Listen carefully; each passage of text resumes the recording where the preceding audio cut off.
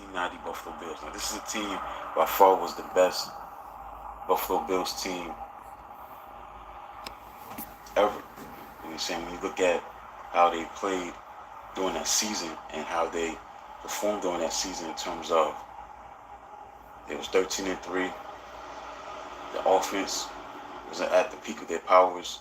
They was able to score a combined 95 points in the 1990 playoffs. Against the Miami Dolphins, they scored 44 points. And against the Los Angeles Raiders at the time, they scored 51 points.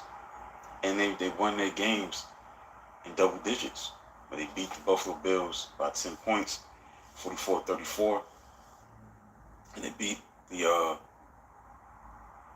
Los Angeles Raiders, I believe, 51-3. So they were just a dominant team in the playoffs in terms of what they did in the playoffs. 44-51, so that's, do the math, that's 95 points. So this team was definitely playing at the right time, at the right moment, at the right time, doing their thing. Scoring 95 points in the playoffs, total. But it didn't matter because it faced the New York Giants, who they played during the regular season and beat the Giants at Giants Stadium with a backup quarterback in Jeff Hostetler, and they was able to lose, unfortunately, on their side. If you're a Buffalo Bills fan, they lost by a score of 20-19. The team had a 13-3 record. They were 8-0 at home for the second time in their franchise history, 5-3 on the road. They're coached by Marv Levy, obviously. The Bills' offense was one of the best in the league. They scored 428 points. They averaged 26.75 points per game. Score was first in the league in terms of the points scored per game, 26.75. And since they only gave up 263 points, sixth in the league, the point differential was 165 points, 10.3 per game, which was the best in the NFL in 1990, and as well as the best point differential in franchise history. So Buffalo's 48 offensive touchdowns, 28 passing, 20 rushing, also led the league. Now, defensive end Bruce Smith was named Associated Press Defensive Player of the Year for 1990, recording 101 tackles, 4 forced fumbles, and a career-high 19 sacks. Also, this Buffalo Bills team was featured and chronicled on October 2nd, 2008 for America's Game, The Missing Rings, as one of the 5 greatest NFL teams to never win the Super Bowl. This team had Jim Kelly. They had the usual, great players on that team. Offensively, they had Jim Kelly, had Thurman Thomas, James Lofton, Andre Reed. Defensively, they had, obviously Bruce Smith, Cornelius Bennett, Darryl Talley,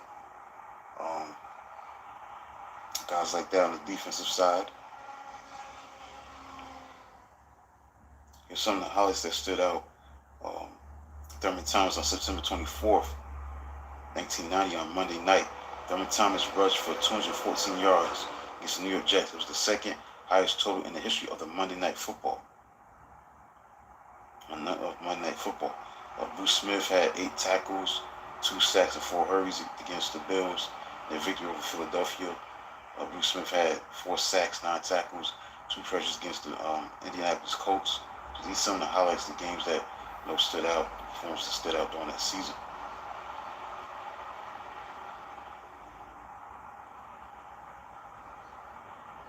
Now, Thurman Thomas led the NFL in total yards from scrimmage for the second consecutive season. His 1,297 yards led the AFC and was second in the NFL to Barry Sanders. Thurman Thomas had at least 100 total yards. Thurman Thomas had at least 100 total yards in 10 of the Bills' 16 games. After gaining 219 total yards versus the New York Jets, Thurman Thomas was named Offensive Player of the Week.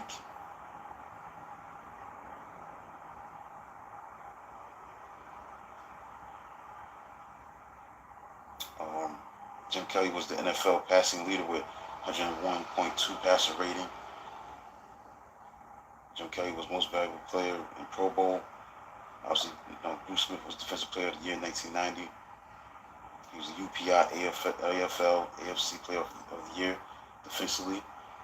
Bruce Smith Newspaper Enterprise Association Defensive Player of the Year award. He won that. He set a team record for most sacks in a single season, 19. Bruce Smith was the AFC Defensive Player of the Month in December. And Thurman Thomas was the NFL combined yards from scrimmage leader. So this team was the best Buffalo Bills team. All the Buffalo Bills teams that I saw, they were the best. Because they just was at another level as an offense. So let's look at playoffs, what they did in the playoffs. Now, they beat the Dolphins 44-34 in Buffalo. They just did their thing. They did what they did best. It was a shootout. Despite how, the weather was very, very cold. It was 31 degrees with light snow. And it was a high-scoring affair. Jim Kelly versus Dan Marino. Bills never trailed in this game. It was steady, light snow, had crews occasionally coming out to shovel off the 10 and 5 yard lines. Despite the conditions, both team offenses were explosive. After winning AFC East crown from the Dolphins a few weeks earlier, the Bills also ended the Dolphins season, a game which had combined for 78 points. Jim Kelly had 3 touchdown passes. He threw for 339 yards. Thurman Thomas had 117 yards rushing on 2 touchdowns and 32 carries. James Lofton had 7 catches for 149 yards and touchdowns. So they were clicking. They even clicked even more when they beat the Los Angeles Raiders in the AFC Championship game in Buffalo by a score of 51-3. They got off to a 21-3 start in the first quarter. And then they scored 20 more points in the second quarter. The game was over at halftime. They was up 41-3 at halftime. The game was over. Simple as that. So that's what it boils down to. James Lofton scored on a 13-yard touchdown pass from Jim Kelly.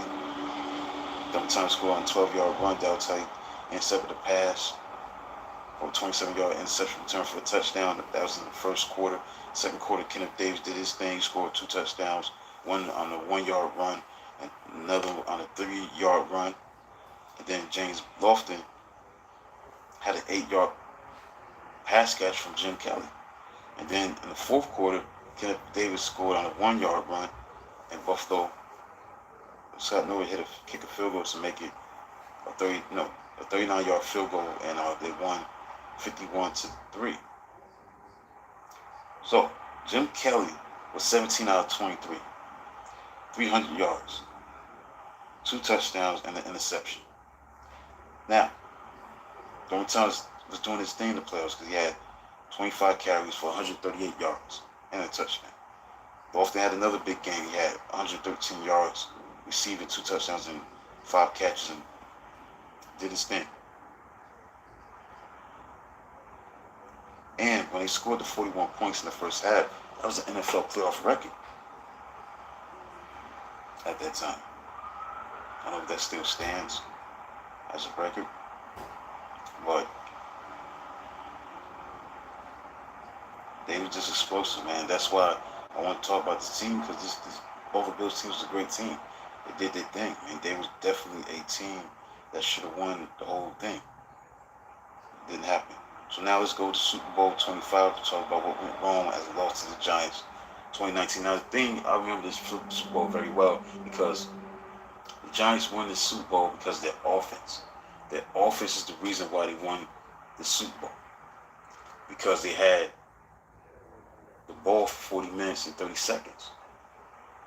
Time of possession was the difference maker in the Super Bowl because they kept the ball away from Buffalo for so many minutes and some seconds. And that's what, kept Buffalo from having as many possessions as they should have got. Now they had a 19-17 lead. Thurman Thomas made a great run. He bounced off will be tackling for the Giants, and he ran it in for the touchdown.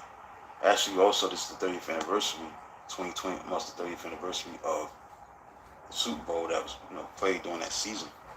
Obviously, it was the 91 Super Bowl, but it was of the 1990 season, so it was 30 years ago, 1990 season. That was the year the Giants beat the Buffalo Bills in the Super Bowl. So, the Bills was favored by 7 points. Super Bowl was in Tampa Bay.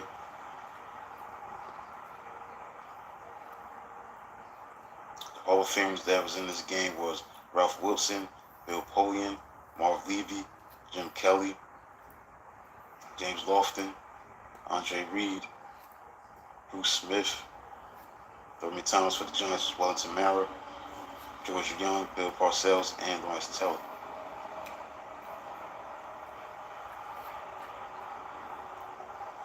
Now, this was going through the Gulf War conflict. You know, this was during that time when he was obviously sung the Star Spangled Banner. But he's going through that, conflict overseas in the Middle East, Gulf War.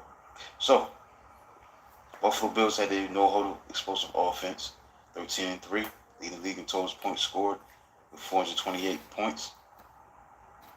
Advanced to the second Super Bowl, the Giants, on the other hand, had a 13-3 record as well as the Buffalo Bills had a 13-3 record. But the Giants, they was not as dominant. They were really, really good, but not really great. You know what I'm saying? Like, yes, they beat the Chicago Bears 30-3 at the old Giants Stadium.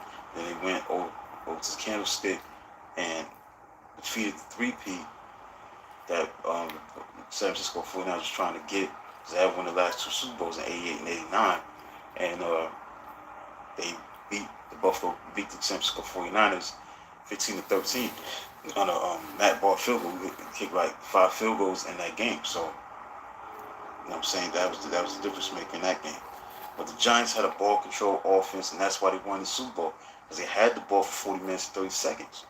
And they had a defense that only allowed a league low 211 points. And Super Bowl 25 became the first Super Bowl to feature two teams representing the same state, even though the Giants technically played in New Jersey. So, obviously this game was known as Scott Norwood's last-second missed field goal that went wide to the right. They started a 4-game losing streak for the Super Bowl for the Buffalo Bills, and this game became the only Super Bowl that was decided by 1 point, and the first Super Bowl in which neither team committed a turnover. You can make a case this was the greatest Super Bowl ever played because how it was played was so crisp. It was just a very sharp, Super Bowl. The Giants also set a Super Bowl record-holding possession of the ball. They held it for 40 minutes and 33 seconds. I don't know if I said 40 minutes and 30 seconds. I might have got that wrong, but if I did make the correction. They had the ball for 40 minutes and 33 seconds. And the thing about the Buffalo Bills, they had a lead in this game. I remember the Super Bowl very well, obviously. The Giants had they was trailing 12-3. Had a 12-3 deficit in the second quarter, but they made a 75 touchdown drive that consumed a Super Bowl record 9 minutes and 29 seconds off the clock. Otis Anderson had 21 carries for 102 yards, 1 touchdown, and was named Super Bowl MVP. He was the first awardee to receive the newly named Pete Rozelle Trophy. Anderson also recorded 1 reception for 7 yards. The NFL in its 100 greatest game series ranked it at number 10, the 10th greatest game of all time. So, to counteract the Bills' no-huddle offense, the Giants used a tough-nosed conservative plan on both sides of the ball.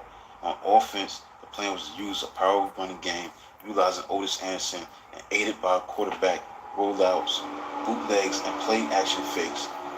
And Mark Brevard, the tight end at the time, later recalled, he said that we came out with 3 tight ends. Fat slobs, picking you up, moving you, and letting you tackle O.J. Anderson if you could. This enabled them to take time off the clock and limit Buffalo's possessions. So the Giants set up Super Bowl record for time, possession with 40 minutes and 33 seconds, including 22 minutes in the second half. So on defense, the New York Giants wanted to be physical defensively with the Buffalo Bills wideouts and play with extra defensive backs to concentrate stopping the Bills' passing game while shifting focus away from trying to stop Buffalo's running game. In his book, The Education of the Coach, David Halberstam wrote that one defensive coordinator, Bill Belichick, who was the defensive coordinator for the Giants at the time, specific plans to combat the Bills involved convincing his defense, who had been the best unit against the run in the NFL that season, that they would win the game if Thurman Thomas ran for more than 100 yards. Belichick also felt that Jim Kelly was not as good at reading defenses as some other elite quarterbacks like Joe Montana, and that Kelly tended to freeze what he was seeing from a series and then use that information on the next one, which meant the Giants could be a step ahead of him all game if they alternated their cover plans from drive to drive. So that was their strategy. Strange as it seems, they was gonna win the game if Thurman Thomas ran for 100 yards. But lo and behold, he did run for over 100 yards, and he played excellent in the Super Bowl, scoring the go-ahead touchdown to make it 19 to 17 before the field goal was made to make it 20 to 17. So let's look at the first quarter. Contrasting strategies were evident during the first quarter to force the Bills to punt on the opening drive of the game. The Giants consumed 6:15 off the clock by marching 58 yards to 10 plays to score on a 28-yard field goal from Matt Barr. In that drive, New York ran 5 plays, rushing and 5 passing plays. The Bills struck right back on the ensuing possession with a 5-play, 66-yard drive that took 123 off the clock, including the tip 61-yard completion from Kelly to wide receiver James Lofton to set up Scott Norwood's 23-yard field goal to tie the game at 3-3. So after forcing the Giants to punt on the ensuing possession, the Bills' offensive strategy started to work to perfection. Jim Kelly led the Bills on a 12-play, 80-yard drive that consumed 4:27, moved the ball so effectively that the team never faced the third down. So Kelly completed 6 consecutive passes for Andre Reed for 62 yards, and running back Don Smith capped it off with a 1-yard touchdown run to give the Buffalo Bills a 10-3 lead early in the second quarter. Smith's touchdown run was his only carry of the game, the last carry of his career for Don Smith. Reed's 5 first quarter receptions were a Super Bowl record. So we go to the second quarter. The momentum is obviously in favor of the Buffalo Bills. The train punched the Giants with pinned at their own 7-yard line. So on second down, defensive end Bruce Smith sacked quarterback Jeff Hostetler in the end zone for a safety. So now the Buffalo Bills have a 12-3 lead. Now, I think I remember that game. If Bruce Smith would have stripped the ball from Hostetler, it would have been 17-3. Maybe the Buffalo Bills would have won that Super Bowl, but they didn't. So on the play, Smith had a chance to force a fumble since Hostetler was holding the football with his throwing hand. But to his credit, Hostetler held the ball away from Smith, helping to ensure that only 2 points that would be surrendered. Because you talk about a forced fumble, somebody from Buffalo recovers it. Instead of getting 2 points, you're getting 7 points. And good thing that Hostetler was able to hold on to the ball. So later on, the Giants got the ball at their own 13-yard line with 3:43 left in the second quarter. New York abandoned their long drive strategy, employed a strict strike attack of their own. It worked. Hostetler led the Giants 87 yards, scored on a 14-yard touchdown pass to wide receiver Stephen Baker with 25 seconds left in the second quarter to cut the Giants' lead to 12-10. That was a huge drive. I mean, they had to go from their own 13-yard line with 3:43 to go and went 87 yards. So you're a defense of Buffalo, you gotta find a way to make it stop. But that's what made this. The Giants won the Super Bowl because of their offense. The defense did the best they could, but the Giants won the Super Bowl 25 against Buffalo because of their offense. So the third quarter starts. The Giants open the third quarter and continue with their original game plan, their strategy. They drove 75 yards and 14 plays to score on Otis Anderson's 1-yard touchdown run, giving the Giants a 17-12 lead. So the drive consumed a then, at the time, Super Bowl record 9 minutes and 29 seconds, which was surpassed by the Giants in Super Bowl 42. I believe it was Super Bowl 42. And included 4 successful third down conversions. Now, this was the highlight of the third down conversions was, I remember this very well, a 14-yard pass that Jeff Hostetler threw to wide receiver Mark Ingram on third down and 13 yards to go. This is on 3rd and 13. Only thing you got to do is keep everything in front of you if you're a Buffalo Bills defender. But Ingram caught a short pass. He broke 5 tackles from the Buffalo Bills to get the first down and keep the drive alive. By this point, the Bills offense had gone nearly 2 hours of real time, counting the halftime show since they last possessed the ball. So after forcing Buffalo to punt on his ensuing possession, New York drove to the Bills' 35-yard line, but on 4th and 2, Smith tackled Anderson for a 2-yard loss, as Buffalo then took over and stormed down the field, advancing 63 yards in just 4 plays, and scoring on a 31-yard burst from running back Thurman Thomas on the first play of the fourth quarter to regain the lead 19-17. Now Thomas's touchdown run marked 1,000 points scored in Super Bowl history, 1,001 with the extra points. Now we go to the fourth quarter. Before the Bills defenders had the chance to catch their breath, the Giants did their thing again. They had another long drive. This one was 14 plays for 74 yards, and half of which came off passes from Hostetler to tight end Mark Bavaro. Took another 7 minutes and 32 seconds off the clock. The Bills managed to halt the drive at their own 3-yard line, and linebacker Cornelius Bennett broke up Hostetler's third down pass, but Barr kicked his second field goal to give New York a 2019 lead. So the Giants just did their thing, just shortened the game. That's basically what the Giants did in that Super Bowl. They shortened the game. They gave Buffalo Bills shorter possessions, and they shortened the game with that time possession, man. 40 minutes, 30 seconds, that's a long time. Especially for a defense, Buffalo Bills, be on the field for so long. So, the Bills finally forced New York to punt and took the ball at their own 10-yard line after Serron Adell's 38-yard kick with 2:16 remaining.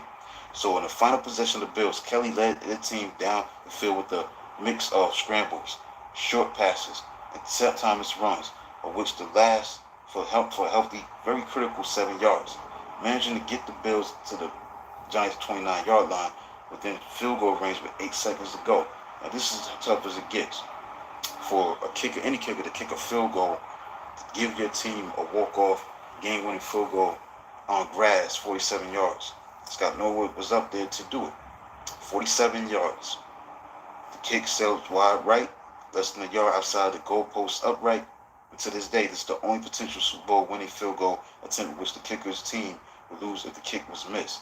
After Norwood's missed, Giants ran out the clock. Jim Kelly completed 18 of 30 passes for 212 yards with no interceptions, by adding another 23 yards on 6 rushing attempts. Meanwhile, Jeff Hostetler outplayed Jim Kelly in this game. 20 of 32 passes for 222 yards and a touchdown rush for 10 yards. Dave Meggett did his thing. He had 129 combined net yards, 48 yards rushing, 18 receiving yards, 27 on punt returns, and 26 on kickoff returns. But the best, obviously, performances came from the running backs. Otis Anderson had 102 yards rushing, caught a pass for 7 yards, and scored on a touchdown. Thurman Thomas played a great game. He scored a touchdown, rushed for 135 yards, and caught 5 passes for 55 yards. 5 passes for 55 yards.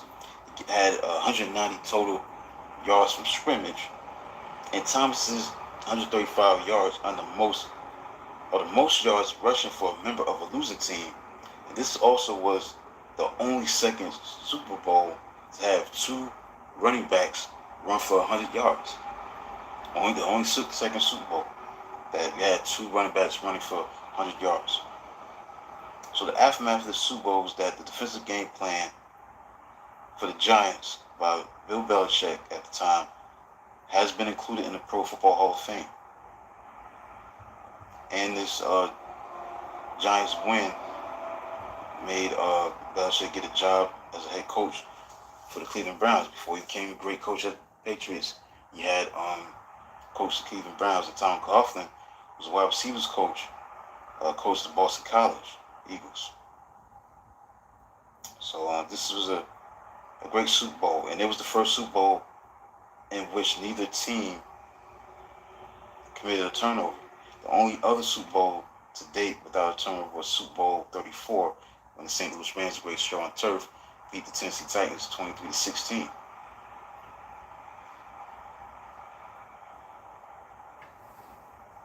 Also, Paul Zimmerman, who wrote for Sports Illustrated, felt that Thurman Thomas, with his production, should have won the game MVP despite the team losing. It's like Chuck Howley won MVP in Super Bowl V when the Cowboys lost to the Colts in the field goal.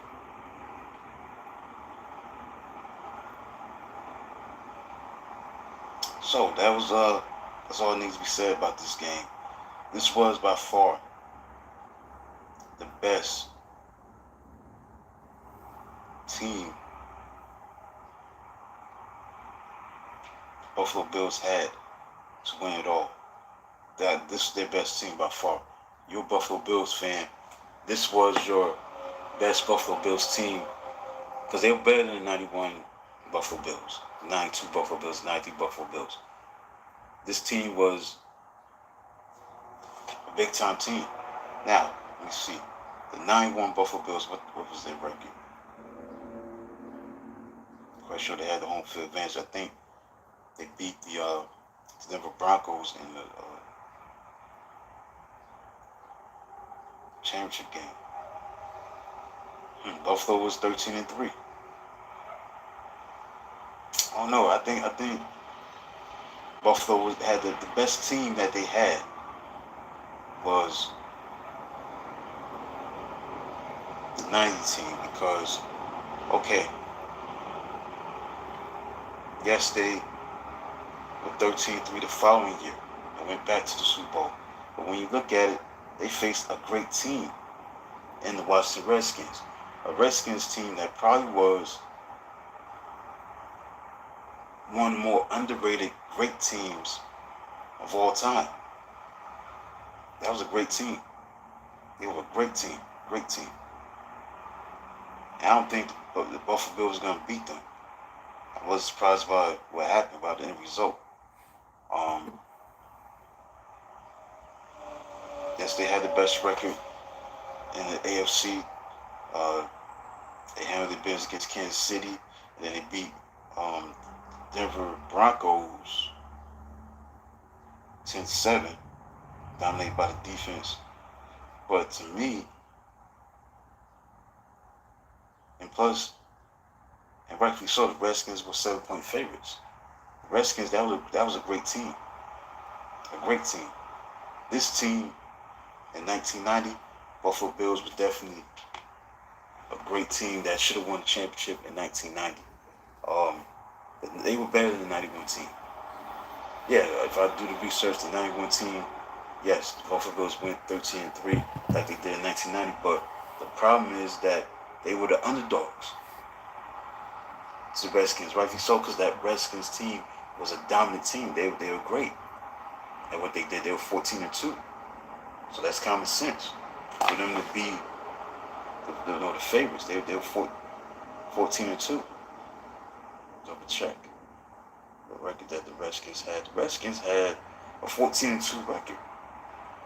Buffalo had a 13-3 record. The Redskins had a 14-2 record. I mean, the Redskins were loaded. I mean, that was a great team.